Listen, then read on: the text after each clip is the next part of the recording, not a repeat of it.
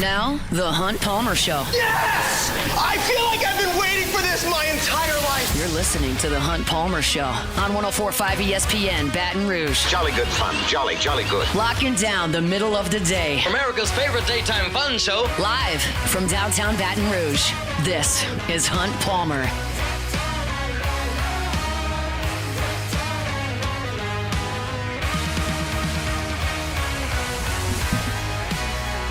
Welcome in. Hunt Palmer coming to you from our studios downtown in the capital city on this Labor Day. Hope you're having a good one. Tiger fans probably having a good one for the first time in quite some time. Let's talk about that over the next 2 hours. Got Jacob back, Cassie Spazzali back there on the ones and twos. We're working. Hopefully you're not. We'll get you to the finish line if that's the case. Here on this holiday Monday, we'll talk to Ross Jackson, Locked On Saints, LouisianaSports.net, about Saints game week coming up in 30 minutes. Matthew Brunie coming up at 2 o'clock. And then, of course, at 2:30, Denton Day, our normal Monday guest, talking about the opening weekend of college football. We're starting with LSU and Clemson, and we're finally starting in a good mood. Let's do it with our Genesis opening drive. It's time for Hunt's opening drive, presented by Genesis of Baton Rouge. That was a statement win for LSU. I don't know how else to say it. LSU played great. They deserved to win. They finished when they had to, and they get a huge win on the road in a hostile environment against what I truly do believe is a very, very good Clemson team. To me, LSU scored the win of the weekend in college football. Yes, monster win for Ohio State, beating the number one team in the country, but that was at home. This is LSU going on the road, and I thought it was brilliant. The way that I kind of handicapped this game, if you want to call it that, without wagering on it, turned out to kind of be the way that it played out. I told you on Friday, I trust this LSU defense. I think it is good on every level. I think it's going to be elite in college football. I think it's going to be one of the best in the SEC and the nation. And after 4 quarters, there's very little you could say to argue against that. This was a complete and excellent performance from LSU defensively, really from start to finish. I mean, Clemson scored 10 points. 3 of them LSU gifted as Bauer Sharp dropped the ball and Clemson runs it back down into field goal range. They actually, on that drive, go -1 yard and kick a field goal, and then Clemson mounted one 75-yard drive.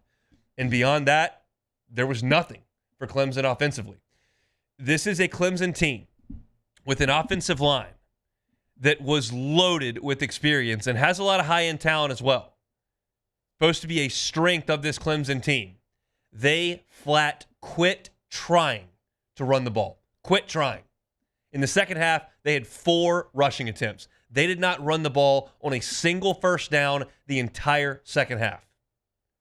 And the end result for Clemson on the ground was essentially nothing. 20 attempts, 31 yards. The leading rusher in terms of attempts for Clemson was Cade Klubnik with 8. Adam Randall's a big physical dude. You saw that on the touchdown that he punched in. 235 pounds. They gave it to him 5 times total in the game. They quit trying to run the ball. It was not because they were down 3 scores. They were never down 2 scores in this game. They quit trying to run it. Said, we've got to throw the ball.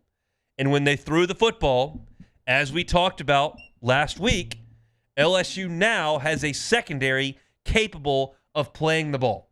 LSU was credited in this game with 6 pass breakups. You saw Mansour Delane get in on a 4th down and knock a ball away. You saw P.J. Woodland in coverage doing a nice job.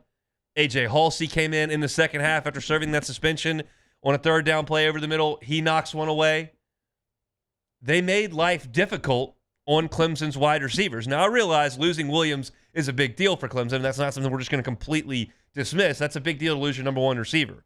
But they had depth there. Bryant Wesco had a monster freshman year. TJ Moore had a monster freshman year. Those guys were back. And Cade Klubnik only completed 50% of his throws. He was under pressure at times. LSU pressured him 5 times. One of those pressures resulted in an interception by LSU's transfer portal players. You had Patrick Payton on the pressure, forces Klubnik to throw high. Delane's right there, makes a play on the ball. But there was pressure all night. And there was pressure on the 4th down that finished the game. Harold Perkins comes flying off the field, shows you that speed. and Cade Klubnik doesn't have the ability to elude it and can't get anything on the throw, it's thrown away. This is not a fluke. This is not a situation where LSU played above its skis or LSU got some significant breaks. This was just a great defense with a really good defensive coordinator and an excellent plan, and the execution of the defense was spectacular. They put Clemson in a blender for the majority of that football game. And that is not something LSU has had the ability to do for years. They didn't have to do it in 2019. I thought the defense was pretty good at the end of the year in 2019. A lot of folks will point back at the Vanderbilt game and point back at the Ole Miss game that year. But towards the end of the season, LSU's defense was playing really well, and you had a lot of NFL players on that defense. But since then, defense has not been played at a high level at LSU, and that changes this year. You've got transfers that have come in to make an immediate impact. You saw that from Delane. You saw that from Halsey. You saw that from Gooden. You saw that from Peyton. You saw that from Pyburn. These are guys they brought in because they were proven Power 4 college defenders, and they did their jobs. Saw Whit Weeks and Harold Perkins looked fast and athletic, healthy, excellent. I thought you saw Jacoby and Guillory look healthy on the inside. Ahmad Bro and Dominic McKinley were in there. And nobody on the defense stood out statistically. It was just the way that the defense played as a whole that was so encouraging. Nobody had more than 5 tackles. Nobody had more than a tackle and a half for loss. Perkins had both of those numbers. Nobody had more than 2 hurries. You just had the 1 turnover. But it was just, there was nothing there for Clemson in terms of big plays, chunk plays, busted assignments. It just wasn't there. I've seen some analysts go back over the tape, and Cade Klubnik may have missed some reads where some guys were open, but that's just going to happen over the course of a football game. But if you look at the yardstick in this game, LSU won it 354 to 261. And Clemson just couldn't sustain anything. They were bad on third down, 3 of 13. They only had the ball for 22 minutes and 50 seconds. And because LSU was able to control the game offensively from a clock perspective and continue to rotate the depth that they have on defense, you never had a dire defense. You had a fresh defense start to finish. And Clemson looked like they were driving down there to potentially go for 2 and win that game, which I don't think Dabo was going to do, because he said in the postgame that you almost had a chance to go down there, get a touchdown, kick the extra point, and go to overtime. He said that and used that terminology in his postgame. If I was him, I definitely would have gone for 2 if I'd have scored a touchdown at the end of the game, because I think LSU was the better team. And this is what I when I thought about this game yesterday, I had slept on it. I had done postgame. I had written a column for LouisianaSports.net. And so, okay, what do I think now that the dust is settled and I can look back on that game? And this is the most impactful thing I can say about that game Saturday night on the road at Clemson. I would play it again tomorrow. And I think LSU would win by 2 scores tomorrow. I think LSU is significantly better than Clemson. That is my takeaway from this game. You look at the big-time breaks in this game, the big-time plays in this game, and you think about a fumble that Clemson ran back into plus territory into field goal range. You think about the play where Berrien Brown is ruled incomplete. Like, those are the big moments in the game, and those probably spotted Clemson 10 points. And LSU still won the game by 7 on the road. That there have been times where LSU has won games in the past where I would look at it and go, yeah, I don't really want to play that one again. I'm good with that result. This does not fit that category. This team is legit. You have got a great defense, good at every level, and a guy calling it who knows what he's doing, and a roster that's comfortable with what he's asking him to do. And you've got an offense, which we'll talk about in the next segment, that wasn't spectacular on Saturday, but it was in control for the majority of that game. And that's because you've got a 5th-year quarterback and you've got a lot of playmakers and weapons. I want to save the entire segment in the second segment for this offense, but the lead for the show today and the backbone of this football team, which will help take them wherever it is that they go, is that defense. It's good everywhere, and it was excellent in that game on Saturday night. Clemson, 261 yards, 31 yards on the ground, 230 passing, but only 50% from a really good quarterback. 3 of 13 on third downs. LSU out first down Clemson 25-13. Clemson only got 4.5 yards per play. And again, quit trying to run the football against LSU's front with that veteran and supposedly excellent offensive line. Not on this night. LSU was much better up front. And that's what I thought was going to happen in this game, and it ended up playing out that way. And it is a monster, monster, monster win for this LSU football program. I don't know if a big win is going to help you when it comes to the playoff selection. In my opinion, as I sit here right now, I think the losses you have are more important than the wins based on what the committee has always done and the way that college football has always responded. It's always been how many games you lost, not who did you beat. But I can tell you this, as someone who said all summer long, I don't want to play this game. It's a monster win for LSU. And it's certainly not going to hurt you. It could help you. But you've got wiggle room now with the 2 losses you can theoretically play with. You've been taking them right out of the chute every single year, and they finally got that monkey off their back, and they can now push forward this season feeling good, feeling confidence, and now we know this defense, this team is damn good. That's our Genesis opening drive here on this Labor Day. Appreciate you hanging out with us here on 104.5 ESPN Baton Rouge. I do want to talk about LSU's offense. Unspectacular, but steady and good enough to win the game. We'll do that when we come back. The Hunt Palmer Show.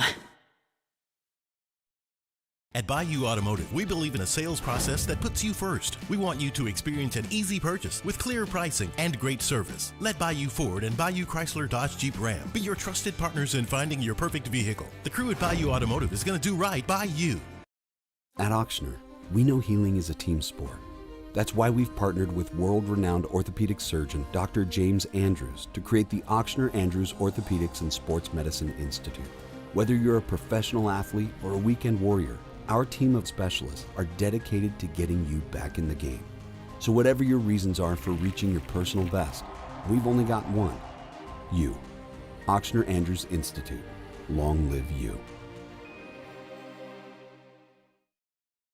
Gulf Coast Bank and Trust is giving our customers the power to bank anywhere, anytime during this challenging event. And we're right there with you. Our mobile banking app is a smart way to manage your money and time.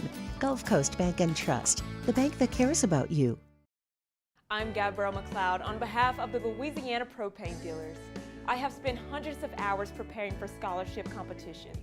That preparation paid off when I won the Fitness and Talent Awards along with the title of Miss Louisiana. The Louisiana Propane Dealers are also pretty talented and want you to be prepared for when the power goes out. Visit LouisianaPropane.com to find out about propane generators and other safety tips. Louisiana Propane, it truly is the fuel for our future. Bayou Chrysler Dodge Jeep Ram is taking $22,500 off MSRP on the brand new 2025 Ram 1500 Laramie with $22,500 off MSRP with a complimentary 7-year powertrain warranty that comes with all new Bayou Automotive vehicles. If you need sales or service, the crew at Bayou Automotive is going to do right by you. River Parish Contractors has immediate openings for structural steel shop fabricators. Call or text Big Jake today at 318-547-1000 or go to rpcontractors.com and click on employment. River Parish Contractors. Let's get building. At Luba Workers' Comp, our journey began over 30 years ago with a simple belief. Our clients come first. At Luba, our business has always been focused on people, not policies. Through every success and challenge, we've continued to grow because we've stayed true to our values, committed to providing you with genuine dependability. Because your well-being is more than a priority. It's our purpose.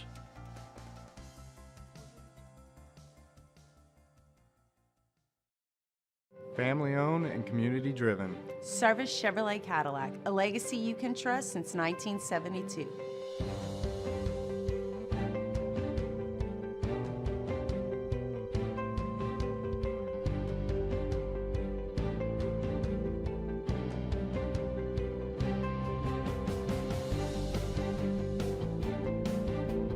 Service Chevrolet Cadillac. Our family serving your family. For over 50 years. When it comes to pipe fabrication, time is money. And at River Parish Contractors, we make every second count. Our 36,000 square foot shop is ready to take on your projects right now. With experienced welders, precise fittings, and fast turnarounds you can trust. Whether it's a single custom spool or a full-scale run, we have the capacity and the skill to keep your job on schedule. Call us or visit rpcontractors.com for your quote. That's rpcontractors.com. My father, J.B. Falgu, had a vision of growth for First American Bank and the communities we serve. The bank's foundation was built on his legacy of compassion, loyalty, and dedication.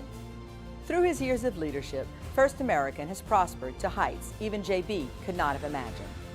I know my father would be extremely proud of the customer service and financial stability that First American. You're listening to The Hunt Palmer Show on 104.5 ESPN, Baton Rouge.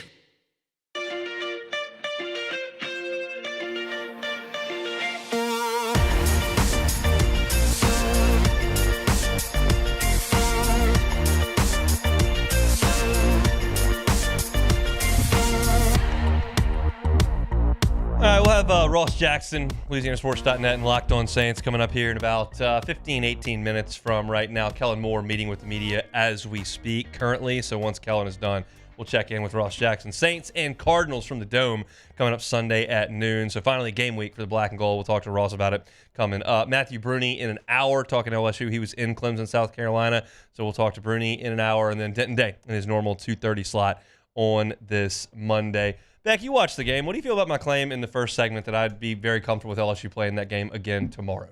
Yeah, no, I completely agree. I think you could just tell in the second half, you could just tell LSU was just looked a lot more, not prepared. Obviously they were prepared, but they just looked a lot more comfortable. Like you had those, the wide receiver miscues a little bit early in the first half, and then of course the fumble late there in the first half.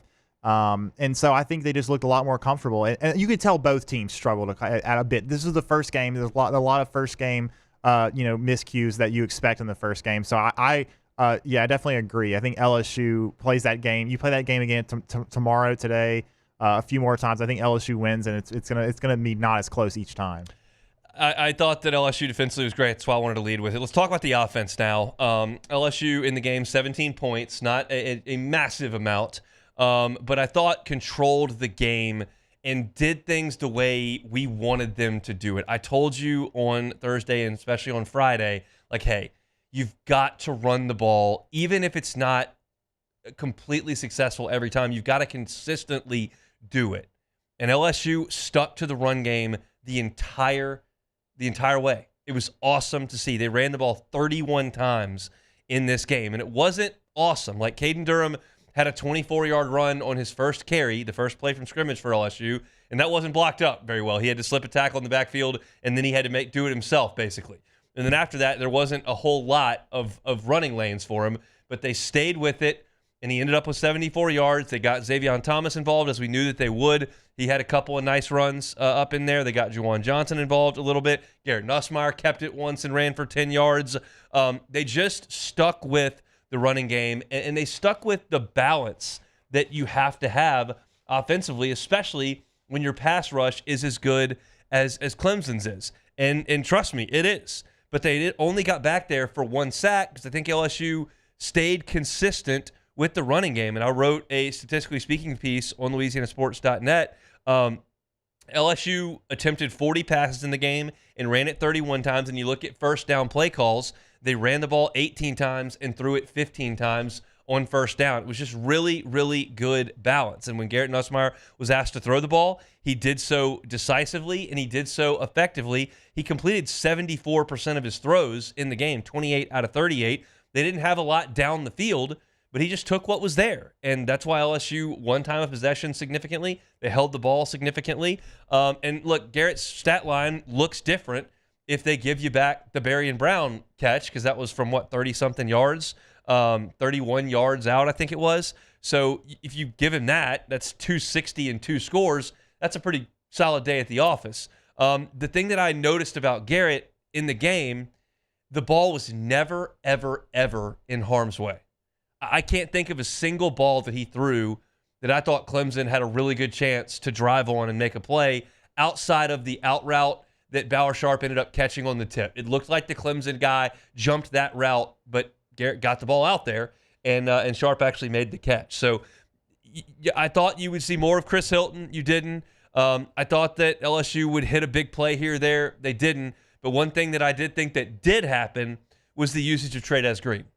And here's the deal. We talked about this all August long. I could not have emphasized this anymore.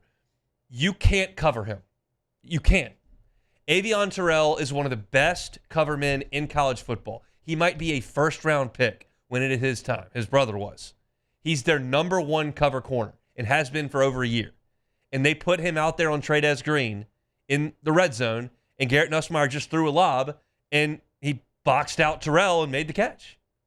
I mean, you're giving up, in a lot of instances, like 9 inches, 8 inches, plus the vertical leap. If y'all didn't see Jacques Doucet's pregame tweet of Trey Green in pregame warmups in a T-shirt flying through the air, nabbing a ball out of the sky, like, there is no defensive player that can do anything with that. I think he drew, was it 2 PIs? I think it was he at drew least 2 pass Yeah. interferences. One of the pass interferences set up the touchdown that Caden Durham ran in, and then he scored a touchdown. I don't know what a defensive coordinator is going to do in that instance. You got to double him, I think. I mean, that's the Calvin Johnson treatment. I don't know if that's necessary, but especially considering that LSU doesn't have an elite offensive line, you might need to play 9 on 10 on the inside and play 2 on Trey Green, because you're either going to get flagged for interference or he's going to go up there and catch it. I don't know it's just physics. He's 6'7" and can jump. And there's not going to be a lot of better corners that LSU sees in Avion Terrell. Clemson, to their credit, put their best guy on. They didn't just fire a linebacker over there. It didn't matter. He directly impacted both of LSU's touchdowns. 1, a pass interference that got him down there, and 2, the actual touchdown. I thought that was awesome from LSU. The thing that I didn't like was the sequence before the end of the half. This is something we addressed in the things that have gone wrong for LSU in openers. If you remember in Orlando, they drove right down the field the first drive, then went for a 4th down and got no points. Then in Vegas last year against USC, they drove right down the field, got inside the 5, went for it on 4th down, didn't get any points. Right before the half, you're at the 12-yard line. There's 9 seconds or so to go, and you're out of timeouts because you called your last one. And at that point, you just have to look at this and go, okay, we're trying to get a touchdown, obviously. What's the best way to go about that? Well, probably to throw it in the end zone twice, and your odds of scoring, throwing to the end zone twice from the 12, are just not super high. And then on 4th down, the odds of you converting the first down, running the clock down to 7 or 8 seconds, spiking the ball, then having 6 or 7 seconds to maybe run one more play and then kick the field goal, or just bring the field goal unit on. The odds of getting a touchdown there just aren't very good. This is not 4th and goal from the 6-inch line. You're outside the 10. It's just time to kick that field goal. And I understand, we talked about this last week, if you've got Jaden Daniels, Malik Neighbors, Brian Thomas, and that 2023 LSU defense, okay, let's go for the touchdown. I understand. You got to go score a touchdown, because you're not 3 points is essentially nothing in the track meet that you're going to be in with that defense and that offense. This is not that team. This LSU defense is awesome.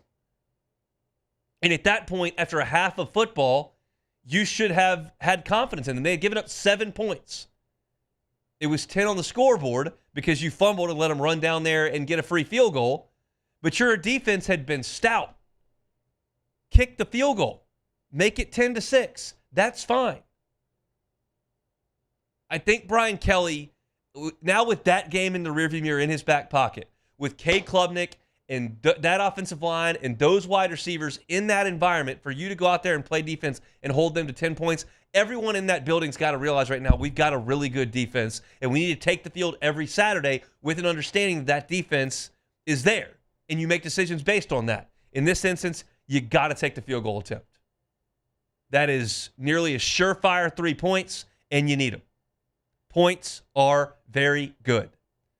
That was one thing I did not like. As far as the offensive line goes, they weren't great, but they did enough. Garrett Nussmeier is very, very adept at dealing with some free rushers. Helt got back there for the 1 sack, but he was only pressured 2 other times. Got rid of the ball when he needed to, other than the Helt sack. Got out of the pocket when he needed to. I thought the play where he rolled to his right and hit Kyle Parker to get down into the red zone was gorgeous. In the running game, wasn't phenomenal, but there was variation in it, and there was a little bit of push here and there, and you kept them honest with the amount of times that you ran it. I don't have high hopes for this LSU team being a top 3 rushing offense in the SEC. I don't have high hopes for this team being a top 15 rushing offense in college football. But you've got to have some semblance of a running game. And the good news for LSU is, on this running game, you've got a tailback who's pretty good at busting out of tackles and creating a little bit of something. I'm not asking him to go hit the home run every time. He can do that, and he will a little bit. But that, like the play on the first play where he spins out of a guy that should have had a tackle for loss and ends up with 24 down the right side, like that's the stuff you're looking for. And he probed here and there and got 8 yards here and 12 yards here and 3 yards here, and that's all I'm looking for.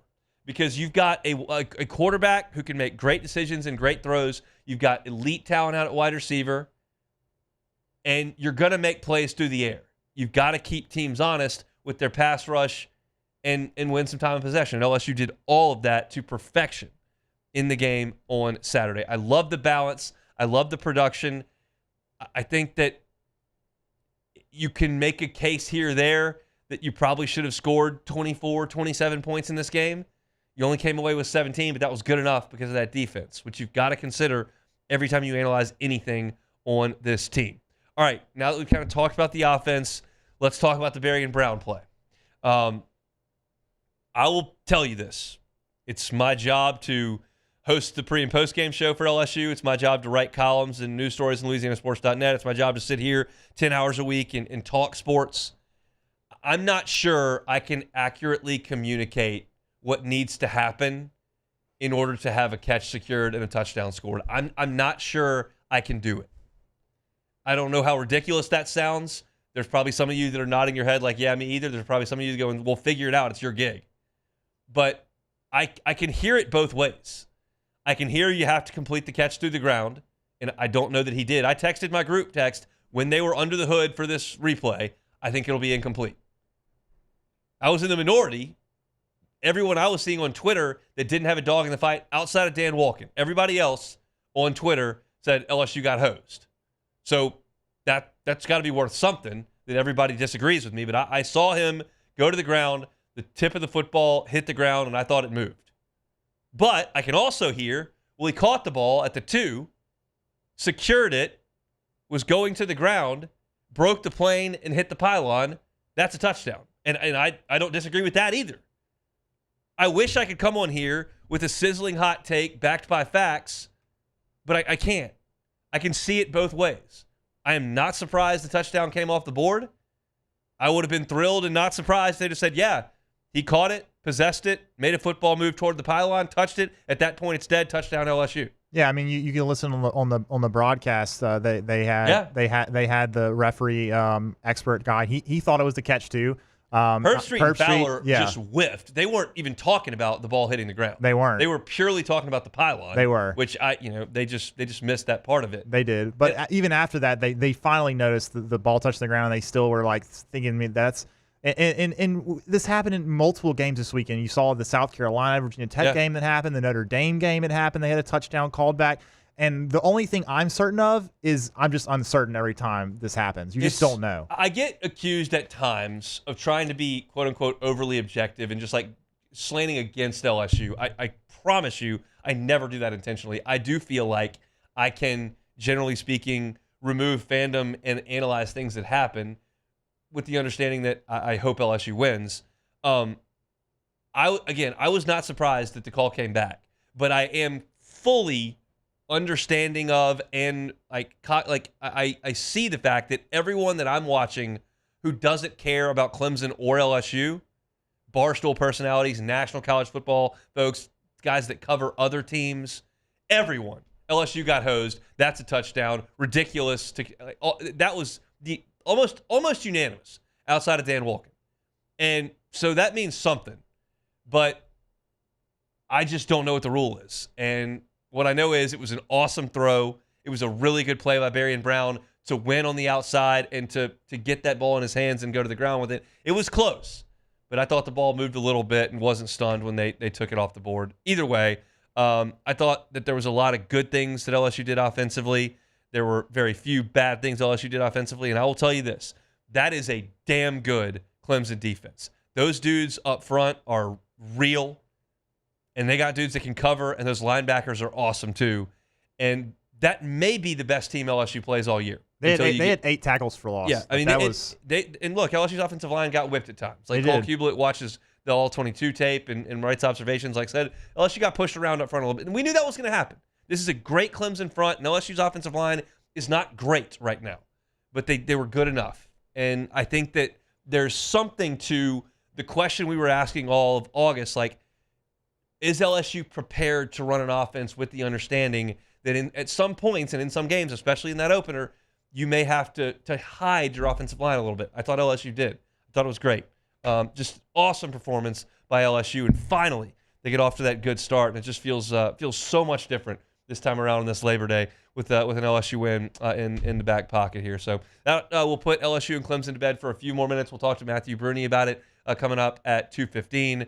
So certainly not putting it to bed, and we'll get Denton's thoughts on it as well. But awesome start to the 2025 season for the Fighting Tigers of LSU, who will be a consensus top 5 team when those polls come out, I believe, tomorrow, once TCU and North Carolina wrap things up. All right, Ross Jackson just finished hearing from Kellen Moore.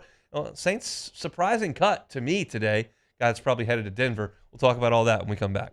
The Hunt Palmer Show. Highland Insurance Group, highlandig.com is that website. Look, they're experts when it comes to the coverage portion of insurance. I know that when you're a business owner and you think about your commercial insurance program, the first thing that you think of is premium. And that's obviously very, very important. And at the Highland Insurance Group, they're an independent broker that's got contracts with tons of carriers. They can make sure that you're placed in the right place in terms of the financial aspect of it, but they're also going to be sure that your coverage is correct.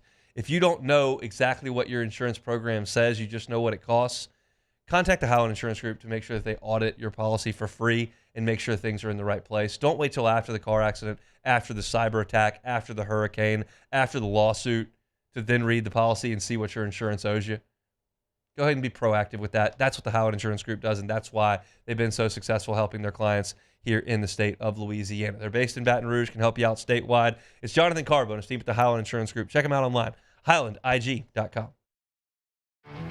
There it is, the extra mile, on the border of expected and extraordinary for those willing to go further, like vans customized for work or play, with safety and tech to keep you connected. Supported by a 5-star sales, service, and finance team, and backed by the 1-star you know. So go the extra mile. It's never crowded, because so few have what it takes to go there. Mercedes-Benz Vans. Breck teamed up to reimagine your parks, and you imagined big. With your help, we went to work, creating 12 beautiful community parks across the parish. A family-sized water park, miles and miles of trails, and parks just for your dogs. There are more places to splash, to explore, to run wild, and even soar. You imagined, we delivered. Gold. Breck, your #1 park system in the nation. These ice cubes could have been a thankless bed for an all-you-can-eat salad bar. But instead, they cradle and cool the crisp, refreshing Dos Equis. Nicely done, ice cubes.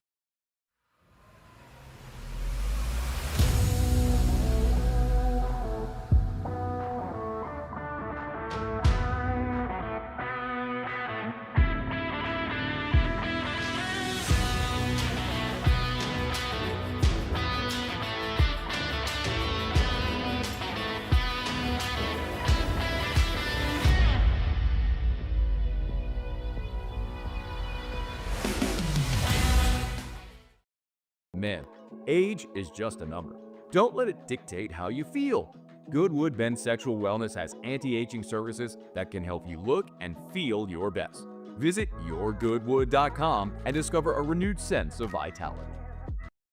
We typically think of stress as being bad for us. At Our Lady of the Lake and LSU, we are researching how certain types of stress, such as exercise, can be good for our immune health.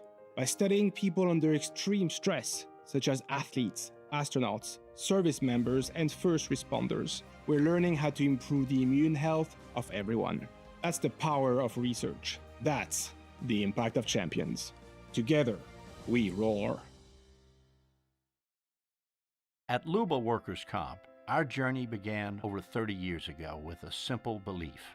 Our clients come first. At Luba, our business has always been focused on people, not policies. Through every success and challenge, we've continued to grow because we've stayed true to our values, committed to providing you with genuine dependability. Because your well-being is more than a priority.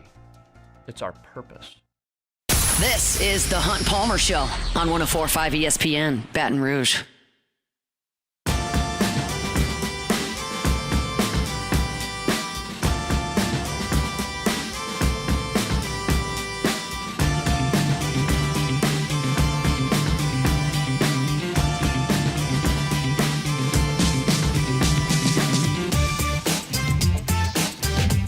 Chugging right along here on this Monday. Appreciate y'all hanging out with us in the Bayou Ford chat there on YouTube. A lot of folks hanging out. Appreciate the interaction. Throw us a like if you would. Always appreciate that on the YouTube.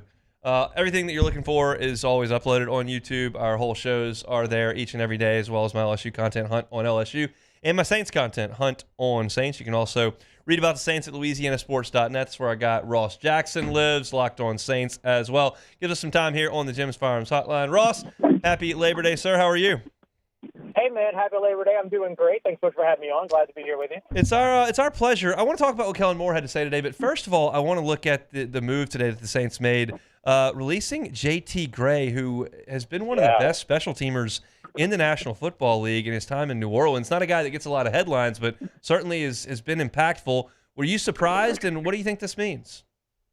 Yeah, no, I was very surprised by this. I actually, over at LouisianaSports.net, I wrote up a story just yesterday about predicting the team captains, and I had J.T. Gray going into his full gold patch fifth year as a captain season, and so I was very surprised by this move. I think for the most part, probably what it comes down to is that the Saints have been doing a lot of these types of moves over the course of the offseason, where they've been moving towards youth, and they've been kind of moving away from players that were a part of the previous regime. We saw that with guys like Isaiah Foskey, as well as Peyton Turner much earlier in the offseason, where they didn't bring him back on another contract. And so this just feels like another one of those moves. Now, the Saints are going to have to figure out what they're going to do at gunner and figure out who those guys are going to be now on both sides, because one of the other kind of big players at that position was Rico Payton, who is now a New York Giant. And so Saints are going to have a lot of new things going on this offseason, and that goes beyond just offense and defense. It clearly goes towards special teams now as well. I want to stick with special teams, and then we'll get to Kellen Moore. Kai Kroger wins the punting job. What do you make of that? The Saints have had a lot of turnover there since Thomas Morstead was ushered out. How do you feel about the punting situation right now? Yeah, 4 new punters in 4 years now, 4 over the course of the last 5.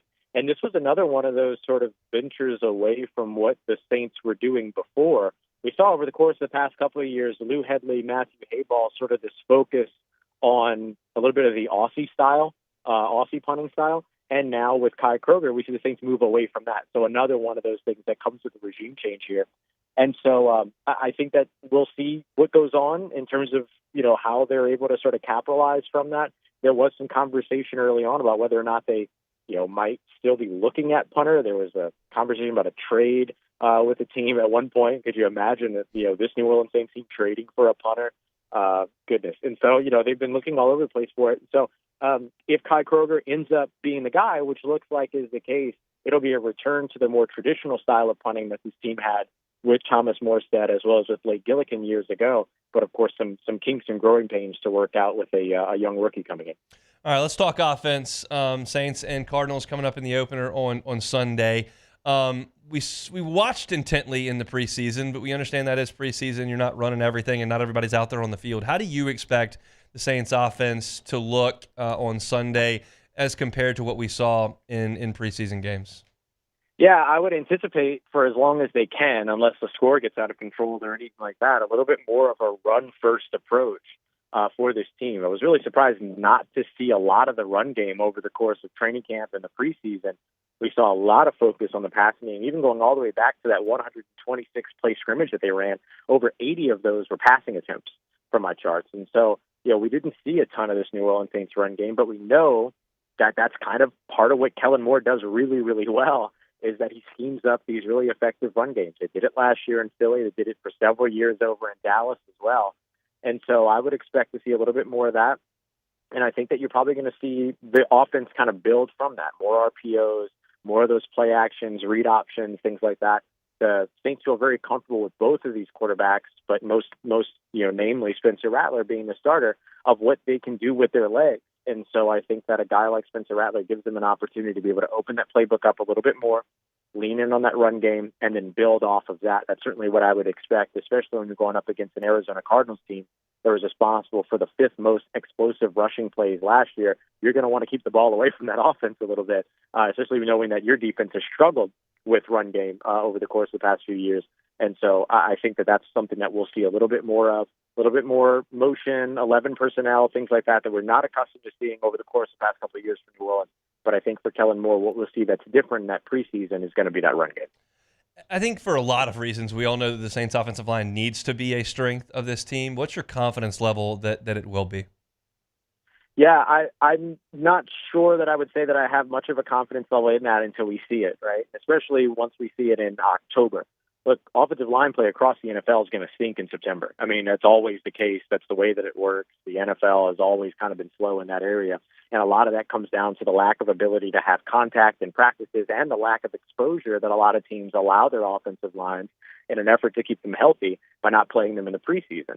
And so I think that you're going to see struggles across offensive lines all around the NFL, outside of maybe Philadelphia, when it comes down to what that offensive line is going to look like. And I don't think the Saints are going to be immune to that. They've got effectively 3 players playing in new positions now, right? Tallahassee Wanga was a starter at left tackle last year, but he moves to right tackle. We'll see what happens at left guard if Trevor Penning makes it back out on the field.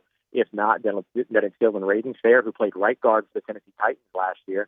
And then, of course, you have your rookie and Kelvin Banks Jr., who was super impressive during the preseason, but now, of course, has to step into some regular season action. And so I think it's going to be maybe a little bit of a slower ramp up for the offensive line, but I think once they're able to strike a rhythm, and of course, as long as they can stay on the field, they should be able to provide what's necessary for this Kellen Moore offense. Let's flip to the other side on defense. What's your confidence level the defensive line can be a strength? Yeah, I feel a lot more confident in that one for New Orleans. That defensive line was really, really fun to watch all throughout training camp, which then raises the question, is it that the defensive line was good, or was it that the offensive line was struggling? That's always the big negotiation you have to make in training camp and all that. But even in the preseason, we saw guys like Yashin Davis and Fadil Diggs go out there and make plays, playing in the roles that you're expecting to see guys like Chase Young, Carl Granderson, and Cam Jordan. And so you can kind of translate that a little bit. But I think one of the biggest places where they're set to make an improvement is going to be in the run game. This is a team that was 31st last year in the NFL when it came to rushing yards allowed. Now they get into this moment with Devon Godshaw having been added, Christian Boyd making some big-time strides going into his second year, and sort of this new look 3-4 or odd front, multiple front defense. I think that there's a lot of good that's going to come from especially Devon Godshaw, who to me could be one of the most important additions this offseason when it comes to helping to make this team a little bit more stout against that run game, which they desperately need. I know Kellen Moore, not much of a performer in front of the microphone, so I'll kind of leave it open-ended here. Like, did he have anything of note to say now that we're into game week, or just business as usual there in Metairie? Yeah, I think one of the things that I really kind of took away that was maybe a little bit, buried in his press conference, which, had a lot to do with how hard that J.T. Gray release was and all these other things, a lot of important stuff in there. But one of the things that he acknowledged was that for the first 3 weeks of the season, you're going to see a lot of things that you can't scout from the teams that you're playing up against, because so much has changed from last year going into this year. But to me, it was the little aside that he said when he said that for him, he knows that Arizona's going to have some of those unscouted things, but they're going to have some unscouted and things, the new things to kind of show themselves as well. And there was like a little bit of you could see kind of a little bit of a smirk. This guy loves football. And so you saw a little bit of a smirk when he said it. So I think one of the big things that I'm looking forward to is seeing what are those unscouted looks? What are the things that we haven't seen yet? And how effective are they for Kellen Moore if he's got some things up his sleeve going here into week one, as the Saints seem to be pulling out all the stops from, obviously new head coach, new starting quarterback, new era, and now even new jerseys to open up the season. They're really buying into that they're a new team. They're a different team. So I'm really, really interested to see kind of what that looks like in week one. Last one, Ross. You've been in that dome a lot of times. What do you expect the energy to be like on Sunday? What do you think the vibe will be like for the opener? I think it'll be a pretty good vibe. I don't know what it's going to look like ticket sales wise. I imagine, look, they sold out of their preseason or sold out of their season tickets, all those other things. So I imagine it's going to be pretty, full and packed. It's week one of the NFL season. The Who Dat Nation shows up for their team. So I expect that we'll see that. But I think the biggest thing is really going to be, how much the Saints can keep the fans in it, right? There's the sort of beloved nature of them as an organization, but you still got to go out there and perform to get the most out of the fans that are going to be there too. And so I know Kellen Moore and this New Orleans Saints team, they're very kind of, they're very focused on the idea of getting sort of that dome field advantage back, which hasn't really been there for the past couple of years. And so they'll have to go out there and perform in order to keep the dome rocking and present throughout that game. Saints and Cardinals coming up noon on Sunday. Ross is all over it for LouisianaSports.net, as well as Locked On Saints, wherever you find your podcast. We appreciate some time, Ross, man. Hey, thank you, man. You take care. Stay safe. Thanks for having me on. Ross Jackson, Locked On Saints and LouisianaSports.net. When we come back, we'll shift back to LSU. I want to talk a little bit about something that Ross actually mentioned there when we were talking Saints, about the teams scrimmaging each other, practicing against each other so often. You're always curious why one side has the upper hand. Is because somebody's making plays or because one part of the team is weak? I want to talk a little bit about that from an LSU perspective when we come back. The Hunt Palmer Show. One Bath and Closets. OneBathAndClosets.com is the website. David Duvall and his team, 30 years redesigning and remodeling bathrooms and closets. They can do full-scale remodeling of an entire bathroom. That is perfectly within the course and scope of their work. However, sometimes it's something simpler, like a tub-to-shower conversion. It can be done very, very quickly, in less than a week, and it can completely transform your bathroom. Take out that tub that you never use, that tub that's not functioning well anymore because it's 30 years old. Put in a gorgeous glass walk-in shower. It can just be transformative in a room that you spend a lot of time in, the bathroom. It can add some value to your home. Just give a fresh look. Let David do it. He's happy to come over, have that free consultation with you. Just chat through it. If you are thinking about financing it, you can do that. 18 months, 0%, same as cash if you qualify. It's One Bath and Closets. Check out the website, onebathandclosets.com, and see the pictures of their great work, as well as requesting that free consultation. One Bath and Closets, onebathandclosets.com.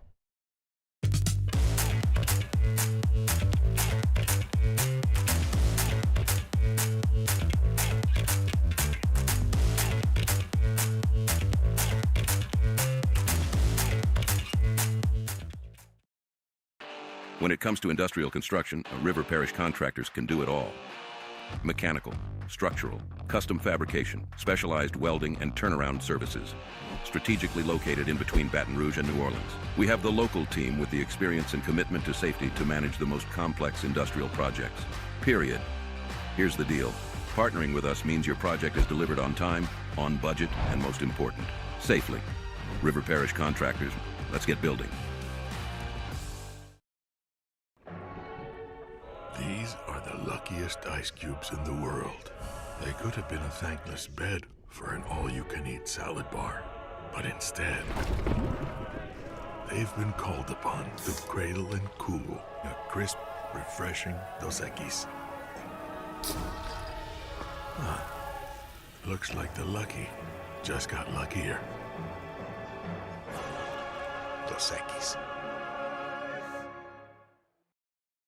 Breck teamed up to reimagine your parks, and you imagined big. With your help, we went to work, creating 12 beautiful community parks across the parish. A family-sized water park, miles and miles of trails, and parks just for your dogs. There are more places to splash, to explore, to run wild, and even soar. You imagined, we delivered. Gold. Breck, your #1 park system in the nation. ED, low T, or simply seeking to optimize your health and performance, Goodwood Men's Sexual Wellness offers a range of discreet services to address your specific needs. We empower men to reclaim their health and confidence. Visit yourgoodwood.com. When it comes to choosing energy for your family and your home, make the smart choice with natural gas. You can count on efficient and affordable natural gas to keep you comfortable and reduce your environmental impact to help protect our planet. Together, we're fueling our energy future. Atmos Energy. We came up with the idea of auctions in August. Gulf Coast Bank does all the work. We display the item, we prominently feature it in social media, on our website, but we do it because it's the right thing to do for the community. It's not just a game, it's a religion. You've got your team colors, team swag, and now your very own website. LouisianaSports.net. Everything LSU, Saints, and Pelicans. Sports on demand. In-depth coverage by sports writing pros with continuously updated news. And with the LouisianaSports.net newsletter, you get pinged directly with top trending stories. Best of all, now and always, no paywall. It's free. Louisiana. You're listening to The Hunt Palmer Show on 104.5 ESPN, Baton Rouge.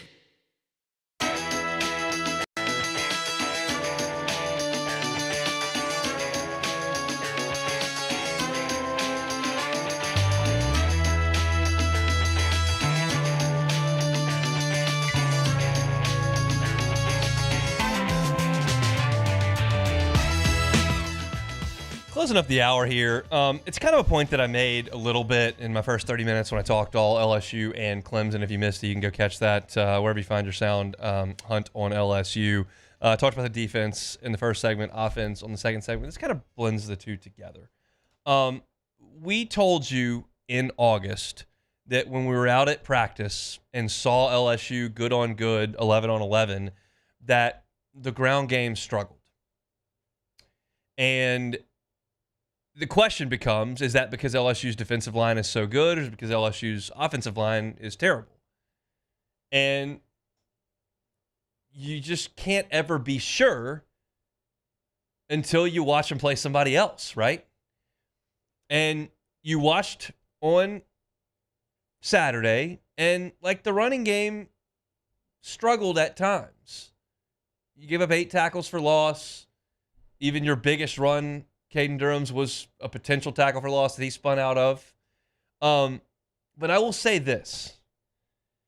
In terms of talent level and activity, like, I could make the argument that LSU's defensive front and Clemson's defensive front are two of the best fronts that LSU's offensive line will see all fall.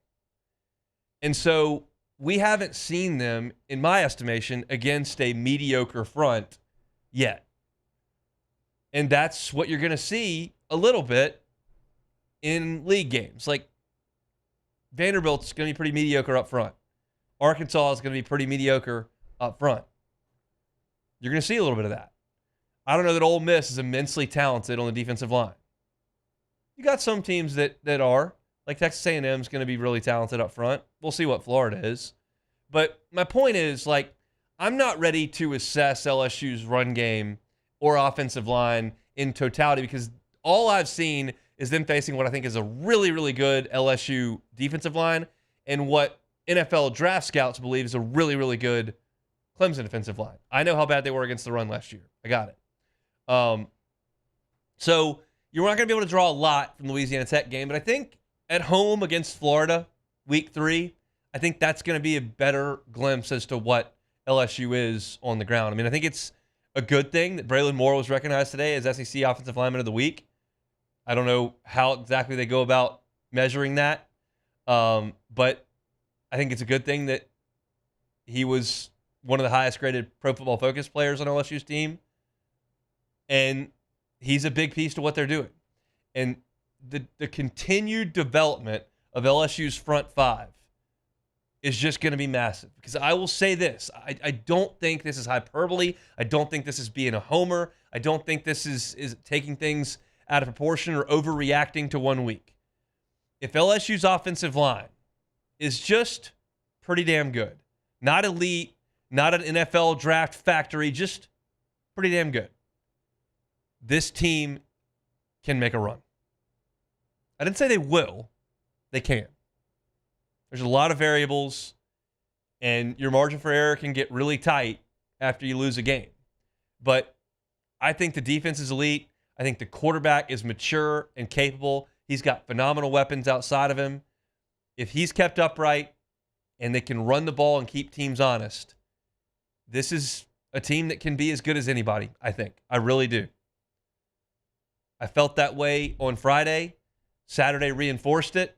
And kind of the point of this segment is I don't know that I'm ready to make a call on the offensive line because I think what I've watched them face in practice and against Clemson is really, really good. Let's see how it looks against some teams that aren't quite as good as they go on this 12-week journey of improvement. It's exciting. It's an exciting time. The last few Monday shows after the first game have been terrible. This is good. We'll come back after Sports Center with more. The Hunt Palmer Show. Genesis of Baton Rouge. GenesisofBatonRouge.com is the website. Every car that is on the lot is online at GenesisofBatonRouge.com. My favorite Genesis vehicle is the GV80. It's the midsize SUV. If you've got a family and you're looking for a new ride, the GV80 can fit some car seats, can fit some kiddos, and it is a comfortable ride. The odds are most of you haven't been behind the wheel of the GV80 because it's fairly new. But if you're looking for an SUV, looking for a new vehicle, just put Genesis on your list. Get on by and see them, Airline at PQ. If you're buying a new vehicle in Baton Rouge, you're probably going to be on Airline anyway. Go check them out. Tell them the Hunt Palmer Show sent you, and you'll be blown away by the customer service, the line of vehicles, and the entire experience of being a Genesis driver. It is a luxury brand at a reasonable price. That's the model. Go by and see them, Airline at PQ. They're across from Women's Hospital. And as I tell you every day, that entire line is online at GenesisofBatonRouge.com, GenesisofBatonRouge.com.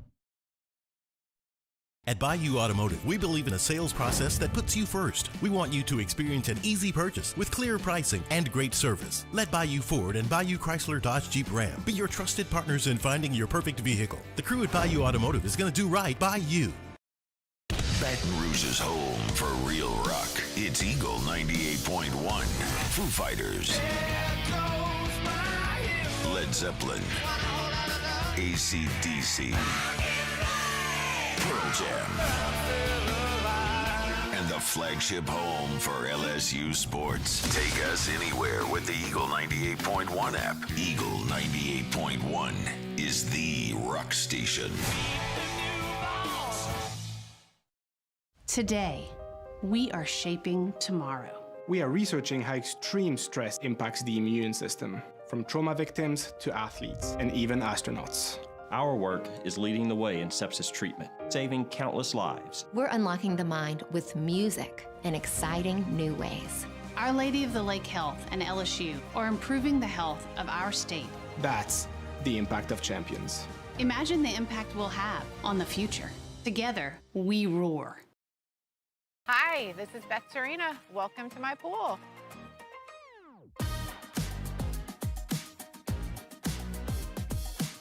The first time I saw this beautiful pool, it exceeded every expectation that I had. They were able to get everything we wanted in this pool. It is a beautiful pool. We live out here, we eat out here, we watch TV out here. This is like our living room outside. We love this pool and everything about it. When we decided to build our pool, we called a great friend who is one of the best pool builders in the country in North Louisiana, and we said, who would you choose to build a pool in Baton Rouge? And without a hesitation, he told us Russell Pools. He said their history, tradition of great builds, great pools was unmatched. So of course, who did we call? Russell Pools. The advice I would give to anyone looking to build a pool is first call Russell Pools. They'll do an incredible job. It'll be incredibly organized. It'll be time efficient, and you will have your pool in no time.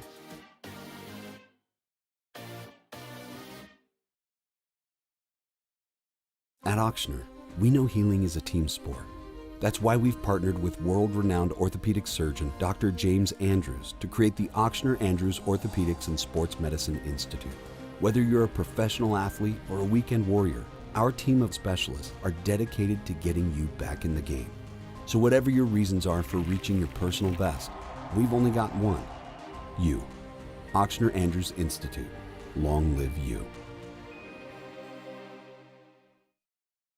Family owned and community driven. Service Chevrolet Cadillac, a legacy you can trust since 1972.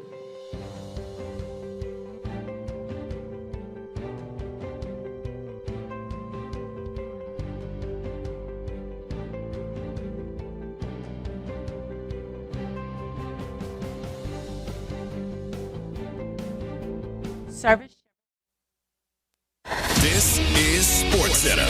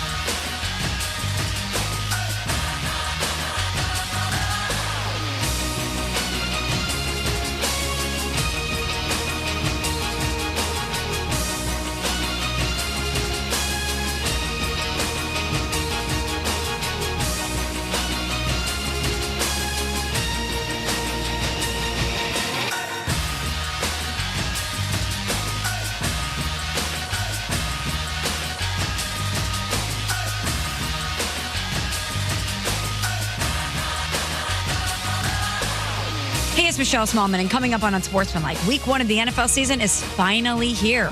Will the Eagles repeat, or will the competition in the NFC be too fierce? We'll discuss it on Unsportsmanlike, 6 a.m. Eastern, right here on ESPN Radio, ESPN2, and ESPNU. Now, the Hunt Palmer Show. Yes! I feel like I've been waiting for this my entire life. You're listening to the Hunt Palmer Show on 104.5 ESPN Baton Rouge. Jolly good fun. Jolly good. Locking down the middle of the day. America's favorite daytime fun show. Live from downtown Baton Rouge, this is Hunt Palmer.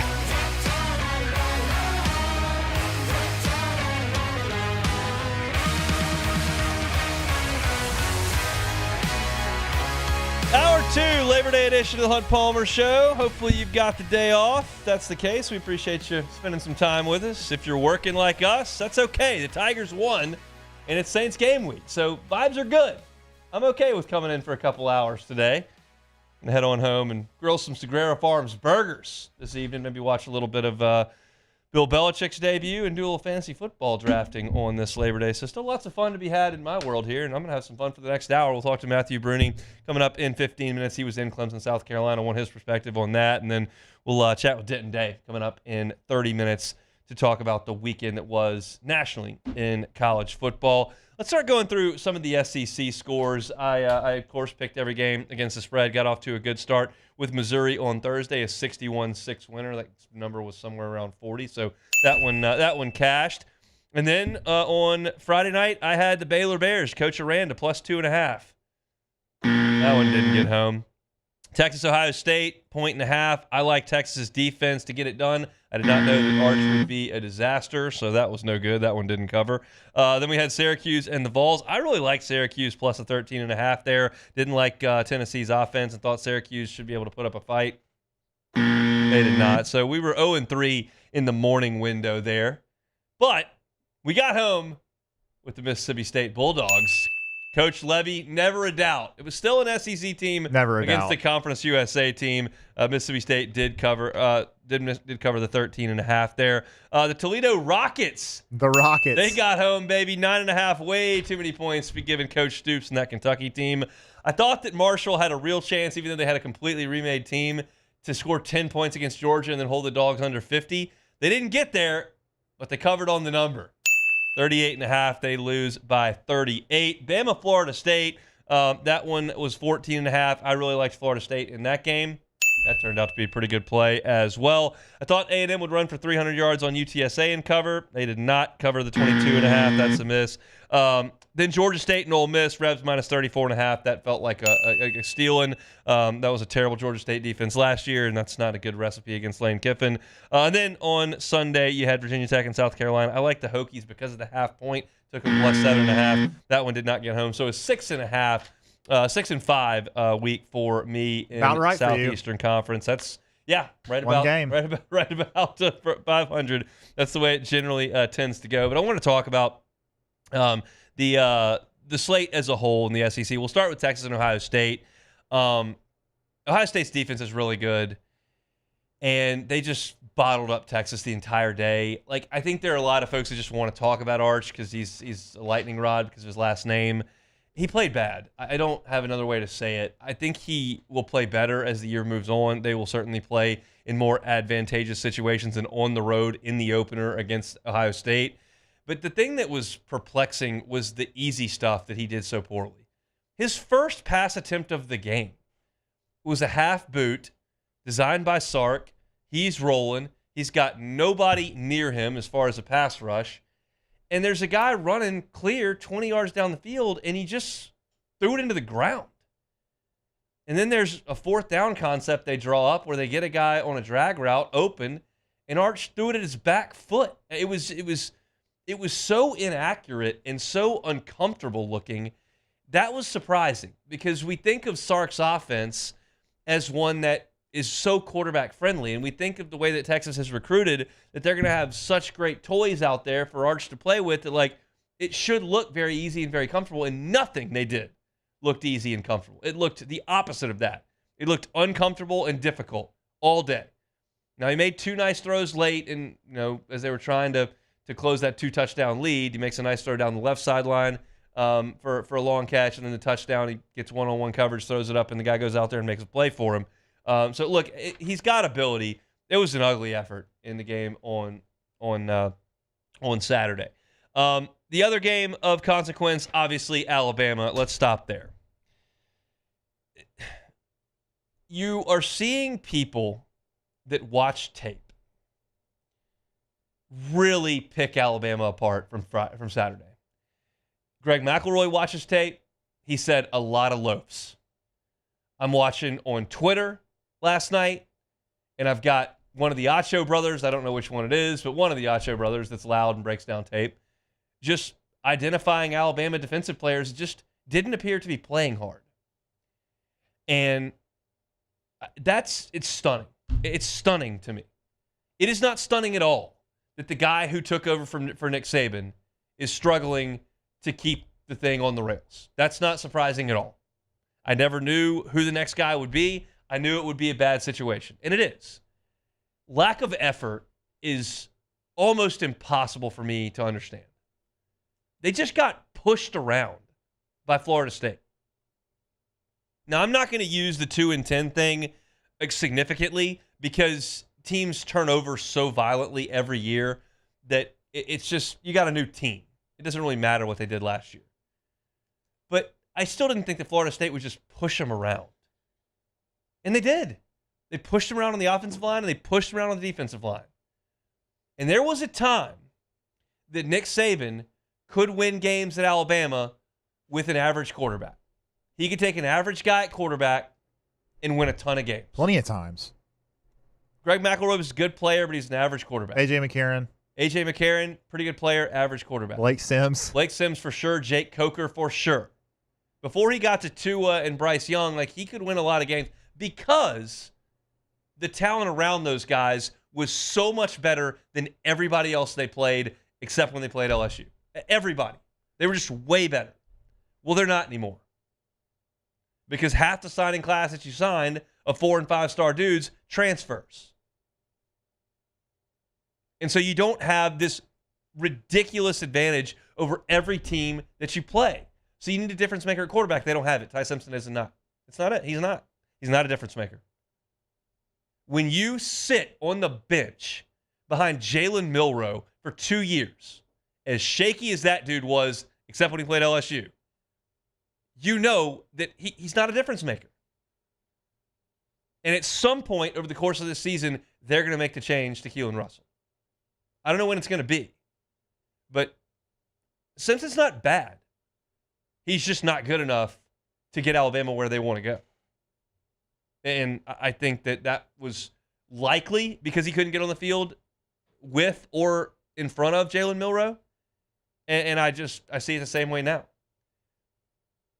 Kalen DeBoer is in a bad spot. His time there is not doomed. You can still, they're recruiting at a really high level, and I think he's a decent football coach. But the expectations of that job are not going to allow you to tread water until you find something. You can do that at Kentucky. You can do it in Missouri.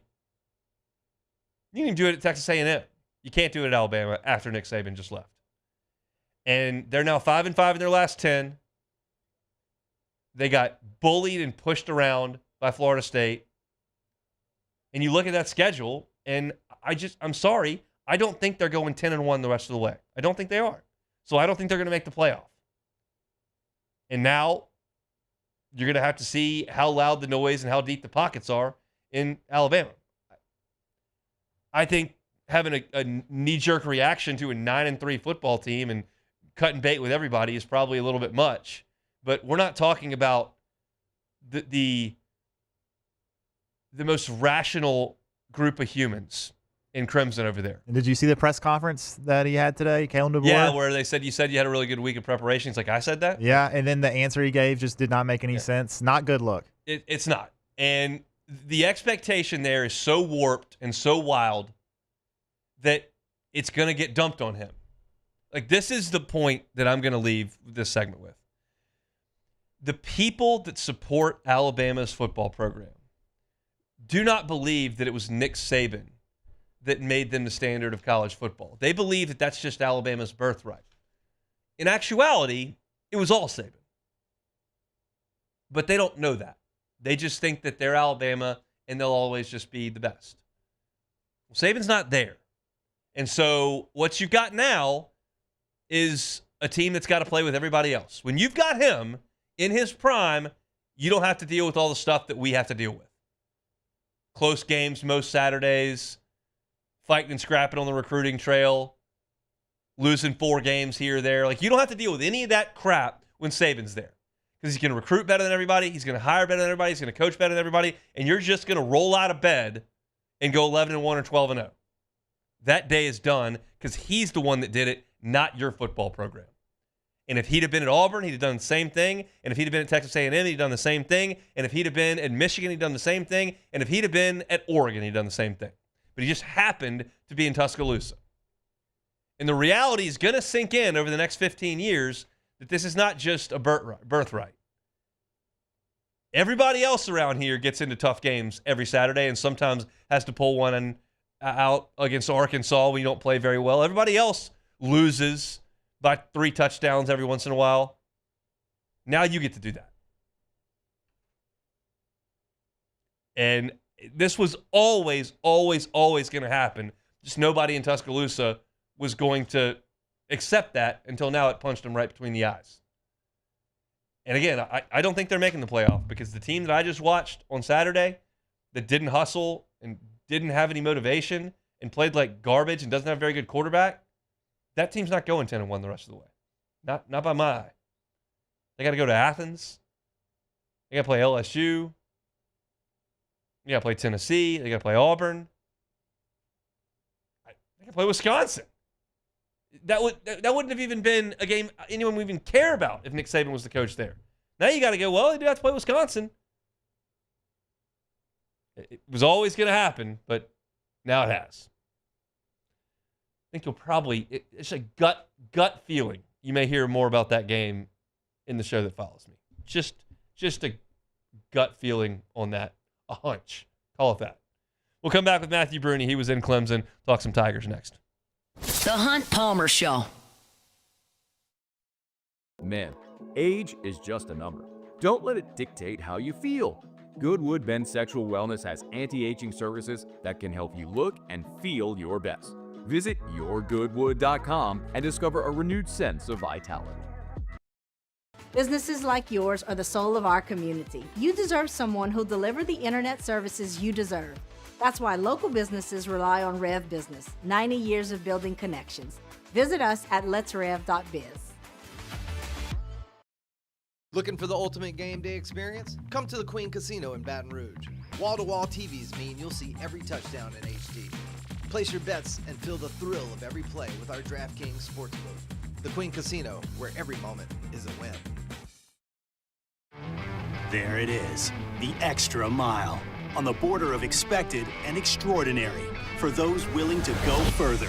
Like vans customized for work or play.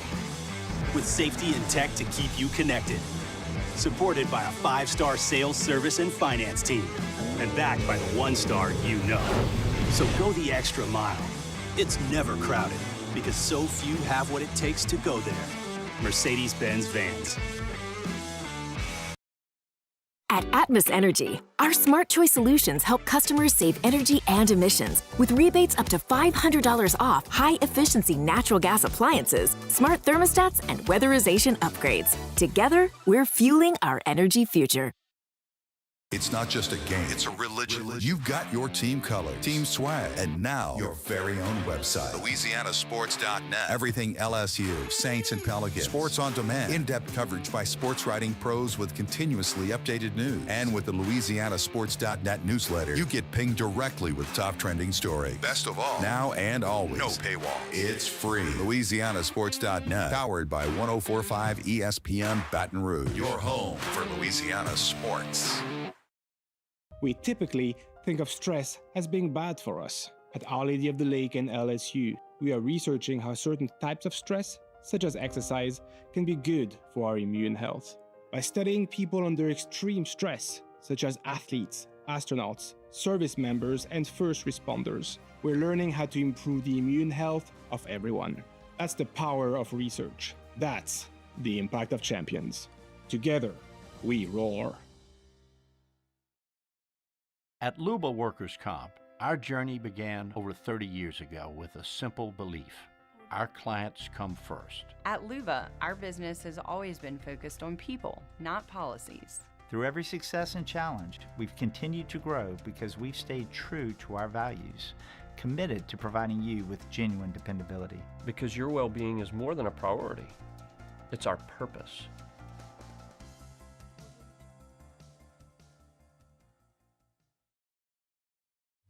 At Sunshine, we know what you see when you look at your land.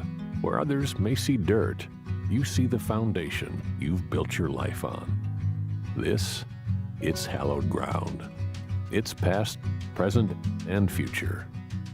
We're proud to provide quality John Deere equipment to help you maintain the land you love.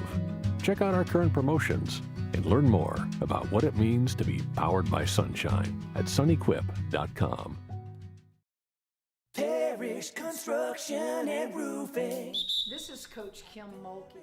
Go to parishbuilt.com for all of your roofing needs. From your hometown, parishbuilt.com. We came up with the idea of auctions in August. Gulf Coast Bank does all the work. We display the item. This is the Hunt Palmer Show on 104.5 ESPN, Baton Rouge.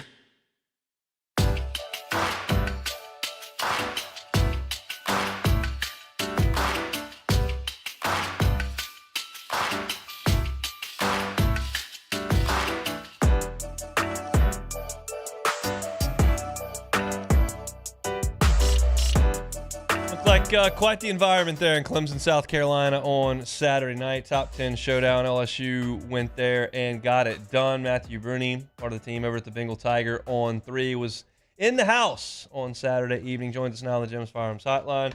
Matthew, thanks for some time. How are you? Hey, Hunt. I'm doing great. I'm recovered and ready for another week. Paint the picture for me. How was the environment pregame and during the game there at their version of Death Valley? It was cool. I definitely, just to be back in a major college football venue is great to start the year, so no complaints there. Having been to LSU, Alabama, A&M, that's kind of the bar for me, and I don't think it was quite at that level. But those might be, the 3 best home environments in the country, or 3 of the best. So I don't know if that's fair to compare it to, but it was cool. It was fun, and LSU got it done. I led with the defense on my show today. Was that the story for you, or was it something else? For sure, yeah, that's the story, which we talked about throughout fall camp, how we were hopeful that we would get this version of the defense, and then they go out and they fulfilled every promise, every practice report, everything we've said on a podcast or radio show over the past month, and they completely proved us right, which is great, because now you have a potential top 10, top 15, top 20 defense in the country, and you have potentially the best quarterback in the country as well. Yeah, that's a good place to start for sure. Let's speak to the defense. Clemson statistically just quit running the ball. They ran it 4 times in the second half, never on first down. What did you make of that decision and LSU's front 7 against the run? Yeah, I just think they had no real options, especially when Klubnik was not utilized in the run game effectively as much as I thought he might be. Again, credit to Harold Perkins, Whit Weeks, the defensive speed that LSU has to contain him and eliminate that from their run game. But we went into the game knowing they weren't a high-level run team last year. They return a lot of the same pieces, except they don't return Phil Maffa at running back. And they're going to struggle to run the ball again this year, especially when you're going against a defense of the caliber of LSU, who, like we said throughout fall camp, was not letting the offense run the ball at all. And so when you have that combination, I feel really good about LSU's defense and what they were able to do against the run. What did you feel about the deployment of Harold Perkins, how they used him? Yeah, it was a talking point for a lot of people going into the game. I just am of the belief, and I was even last year when he was playing inside linebacker and he struggled at times or wasn't completely comfortable. I'm just of the belief that when you have that level of speed and athleticism, he'll figure it out.